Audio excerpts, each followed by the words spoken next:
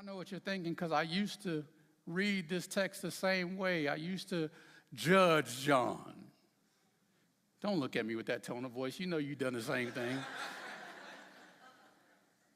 Well, you're saying, John, you're supposed to be the forerunner for Christ. You didn't baptize people. Heck, you baptized Jesus. How can you in this moment have so much doubt about who Jesus is? And for many of us, we read this text and we've judged John because we made it a matter of him having some sort of existential crisis when it comes to his faith. John, how could you be so doubtful?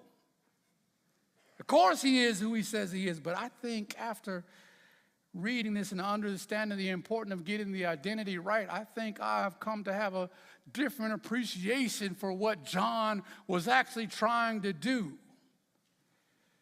And the reason why I believe this is because Jesus goes on to speak highly of John. After he tells his disciples to go back and tell John what you've seen and what you heard, he turns to the disciples who remain and says, I tell you the truth. Verse 11, all who have ever lived, no one is greater than John the Baptist. So Jesus affirms John's faith, which means that he's not having some sort of existential crisis. He's not in a moment of doubt. And as a matter of fact, what John is doing is making sure we got the right guy. Because it is important that we get the identity right.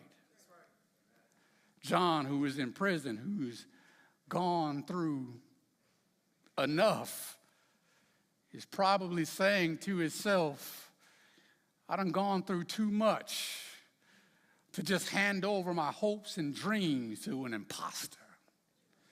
Yeah, we need to make sure we got the right guy because I have cried too many tears to somehow hand over the fate of my eternal destiny to somebody who ain't Jesus. Is he the one? Or as the young people say, is he him? Because I need to know, come on now, y'all feel me, you know what I'm talking about. You've been through too much stuff to just hand over your hopes and dreams to somebody who is not Jesus. You've been through too much, come on now. You have wrestled in too many IEP meetings. You have wrestled with too much insurance. You have wrestled with folks who have judged you. You've been through too much. You have cried too many tears at night just to hand over your hopes and dreams to an imposter. I need some authentication. Because if I'm going to hand over my hopes and dreams and the fate of my eternal destiny to anyone, I need to make sure I got the right guy. John says, are you the Messiah, or should we be looking for someone else?